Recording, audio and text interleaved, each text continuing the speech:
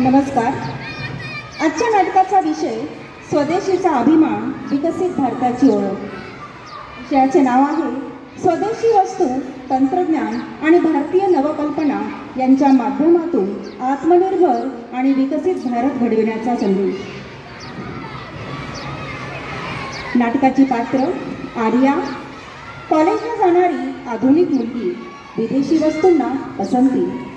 साक्षी, आर्याची मैत्रीण, देशभक्त, स्वदेशी वस्तूंची समर्थक. आई म्हणजे सुवंताई, दोघींची समजूत घालणारी, पारंपरिक पण विवेकी. दादाजी म्हणजे शंकरराव, वयोवृद्ध, अनुभवी, देशाच्या इतिहासाचे साक्षीदार. विक्रेता प्रकाश काका, स्थानिक स्वदेशी वस्तू विकणारा तरुण. परदेशी वस्तूंचे प्रतीक पात्र मिस्टर इम्पोर्टेड.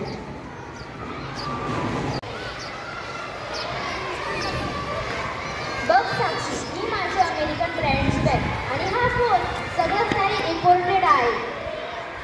अरे वा, पण तुला माहीत आहे का, आपल्या देशातही असेच दर्जेदार प्रोडक्ट्स तयार होतात, पण आपण ते वापरतच नाही. अगं, ते स्वदेशी वस्तू म्हणजे डबडबीत काहीतरी गावंढळच वाटतंय.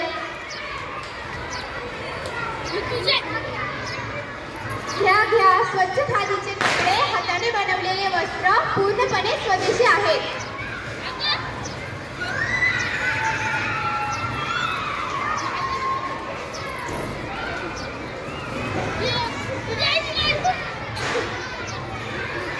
आर्या, तुला माहित आहे का, पूर्वी आपल्या घरात सर्व काही हाताने बनवलं जायचं, जसं खादी, मातीची भांडी इत्यादी. स्वातंत्र्य संग्रामात आम्ही विदेशी वस्त्रांची होळी केली होती, कारण स्वदेशी हेच खरं आत्मनिर्भरतेचं प्रतीक होतं.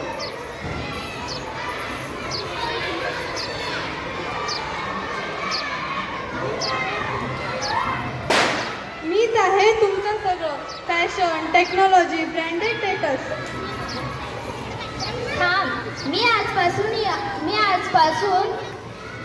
मी आजपासून गरजेपुरतेच वस्तू वापरेन आणि शक्य तितक्या स्वदेशी. माझा देश मोठा आहे, त्याचे उत्पादन माझा अभिमान आहे. आर्या, तू आज जितका या वस्तूंवर खर्च करतेस, तेवढ्यात आपल्या देशातील एखादा छोटा उद्योजक 10 वस्तू बनवतो. खरंच मी याकडे लक्षच दिलं नाही.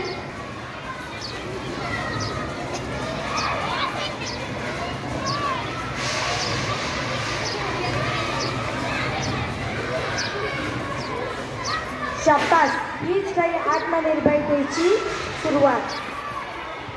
मला आता चमक नकोय, मला माझा देश उभा करायचा आहे. त्यासाठी मी शक्य तितक्या स्वदेशीच वस्तू वापरेन. हे काय, माझी चमक कमी होते.